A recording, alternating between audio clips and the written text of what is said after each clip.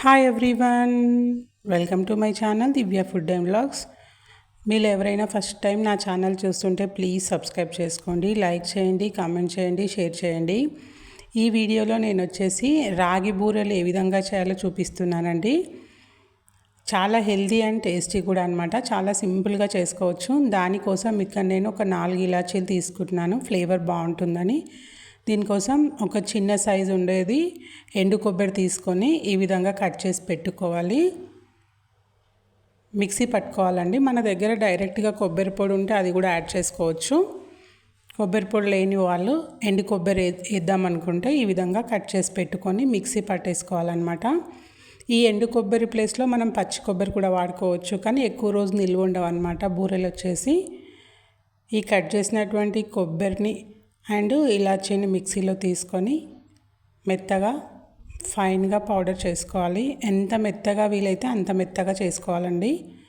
చూడండి, ఈ విధంగా చాలా మెత్తగా పౌడర్ చేసి పెట్టుకోవాలి.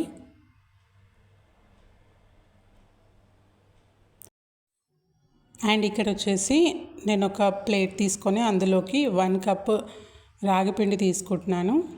రాగిపిండిని తీసుకొని ఈ విధంగా జల్లించి పెట్టుకోవాలండి. అప్పుడు పిండి అనేది స్మూత్గా ఉంటుందన్నమాట.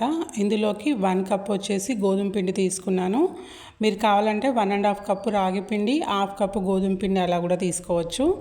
ఈ గోధుమ పిండి వేయడం వల్ల స్మూత్గా బాగుంటాయి అన్నమాట టేస్ట్ బూరెలు వచ్చేసి. తర్వాత స్వీట్నెస్ కోసం ఇక్కడ నేను ఒక కడాయి తీసుకొని అందులోకి 3/4 కప్పు బెల్లం తీసుకున్నాను. నేను పౌడర్ బెల్లం తీసుకున్నాను. మీరు కావాలంటే బెల్లంని కట్ చేసి కూడా తీసుకోవచ్చు. తీగపాకం అవంతా ఏం అవసరం లేదండి, నార్మల్గా కరిగితే సరిపోతుంది బెల్లం. మీకు డస్ట్ పార్టికల్స్ ఏమన్నా అనిపిస్తే వడబట్టుకోవచ్చు బెల్లాన్ని. ఇక్కడ నేను ఆర్గానిక్ బెల్లం వాడుతున్నాను కాబట్టి వడబట్టట్లేదు. ఇందులోకి ఒక 2 టేబుల్ స్పూన్స్ నువ్వులు యాడ్ చేసుకున్నాను. అందులోకి మనం ఆల్రెడీ పౌడర్ చేసి పెట్టుకున్నటువంటి కొబ్బరి పొడి ఉంది కదా, అదంతా వేసుకొని మిక్స్ చేసుకుంటే సరిపోతుంది. ఎక్కువ ఉడకాల్సిన అవసరం లేదండి. కొద్దిగా పొంగు వచ్చేంత వరకు ఉండి స్టవ్ ఆఫ్ చేసేసుకుంటే సరిపోతుంది. చూడండి, ఈ విధంగా ఉంటే సరిపోతుంది. తీగ పాకం అవన్నీ ఏది అవసరం లేదు. స్టవ్ ఆఫ్ చేసేసుకోవాలి. తర్వాత మనం ఆల్రెడీ తీసుకున్నటువంటి రాగిపిండి, గోధుమ పిండి ఉంది కదా, వాటన్నిటిని బాగా మిక్స్ చేసుకొని మన పాకాన్ని వచ్చేసి ఇందులో కొద్దిగా యాడ్ చేసుకోవాలి. మొత్తం ఒకటేసారి యాడ్ చేయొద్దండి. ఈ విధంగా కొద్దిగా కలుపుకుంటూ యాడ్ చేసుకోవాలి. వేడిగా ఉంటుంది కాబట్టి స్పూన్ తోటే మిక్స్ చేసుకోవాలి. నేను ఇది మొత్తం 3 టైమ్స్ యాడ్ చేశానండి. నువ్వులు వేయడం వల్ల టేస్ట్ అనేది సూపర్గా ఉంటుంది. మనకి ఇంకా వాటర్ సరిపోకపోతే వాటర్ కానీ పాలు కానీ యాడ్ చేసుకుంటూ మెత్తగా చేసుకోవాలన్నమాట పిండి. చాలా మెత్తగా ఉండాలండి పిండి, గట్టిగా అస్సలు ఉండొద్దు. నేను ఇక్కడ వాటర్ యాడ్ చేసుకొని మొత్తం పిండిని మిక్స్ చేసుకుంటున్నాను.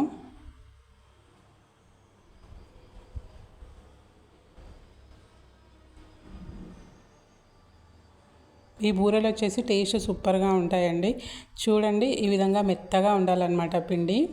చాలా స్మూత్గా ఉంటేనే బూరెలు బాగుంటాయి. పిండి ఆరిపోకుండా ఈ విధంగా క్లోజ్ చేసి పెట్టుకోవాలి. ఇప్పుడు ఒక కవర్ తీసుకొని దానికి కొద్దిగా వాటర్ కానీ, నేనైతే ఇక్కడ వాటర్ యాడ్ చేసుకుంటున్నాను. మీరు నెయ్యి అయినా సరే, ఆయిల్ అయినా సరే యాడ్ చేసుకోవచ్చు అనమాట. ఈ విధంగా ఒక చిన్న సైజ్ బాల్ అంత సైజ్ తీసుకొని దాన్ని మనం ఈ విధంగా ఈవెన్గా ప్రెస్ చేసుకోవాలి. అరంగుళం కంటే తక్కువ ఉండాలండి. మరీ పల్చగా ఉండొద్దు, మరీ లావుగా ఉండొద్దు అనమాట. అంగుళంలో సగం కంటే తక్కువ ఉంటే సరిపోతుంది. నేను ఇక్కడ చూపిస్తాను ఎంత మందం ఒత్తుకోవాలనేది. మరీ మందంగా ఒత్తుకుంటే లోపలంతా గట్టిగా అయిపోతుంది అనమాట. 2 లేయర్స్ వస్తాయి కదా, ఈ విధంగా ఇంత మందం ఉంటే సరిపోతుంది. 2 లేయర్స్ వస్తాయి కదా, ఒక లేయర్ లావుగా ఒక లేయర్ సన్నంగా వస్తుంది. మరీ లావుగా ఒత్తుకుంటే, మరీ సన్నగా ఒత్తుకుంటే గట్టి పడిపోతాయి అన్నమాట. ఈ విధంగా ఈవెన్గా ప్రెస్ చేసుకోవాలి. మనం బాల్స్ రౌండ్గా తీసుకుంటే రౌండ్గా వస్తాయి అన్నమాట. నేను ఇక్కడ 4 ప్రెస్ చేసి పెట్టుకుంటున్నాను ఒక కవర్ పైన. ఆల్రెడీ ఇక్కడ నేను డీప్ ఫ్రై కోసం ఆయిల్ స్టవ్ పైన పెట్టుకున్నానండి. ఆయిల్ బాగా హీట్ ఎక్కాలన్నమాట. హీట్ ఎక్కిన తర్వాత మీడియంలో స్టవ్ పెట్టేసుకొని ఈ విధంగా మనం చేసి పెట్టుకున్నటువంటి బూరెలు ఆయిల్లో ఫ్రై చేసుకోవాలి.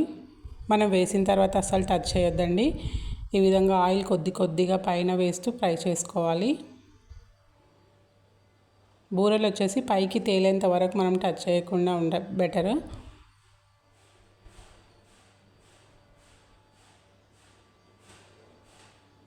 ఆయిల్ బాగా వేడిగా ఉన్నప్పుడు మాత్రమే వేయాలండి, మనం అసలు టచ్ చేయొద్దు మధ్యలో. చూడండి ఈ విధంగా బూరెలు పైకి తేలాలన్నమాట. మనం పైన కొద్దిగా ఆయిల్ ఇలా అనుకుంటూ వాటిని ఫ్రై చేసుకుంటే చూడండి ఎంత పర్ఫెక్ట్గా ఫ్రై అయిపోయాయో. మనం పిండి కలపడంలోనే ఉంటుందండి ఈ బూరెలు పొంగకపోవడం అనేది. చాలా హెల్దీ అండ్ టేస్టీ, మైల్డ్ స్వీట్నెస్తో సూపర్గా ఉంటాయన్నమాట. చూడండి ఎంత బాగా పొంగాయో. మళ్ళీ నెక్స్ట్ నేను ఇక్కడ ఒకటి మాత్రమే చేసుకొని వేసి చూపిస్తున్నాను. ఈ విధంగా మనం ఆయిల్ని పైకి అనుకుంటూ పైన పోస్తూ ఉండాలన్నమాట బూరె పైన, అప్పుడు బాగా పొంగుతుంది.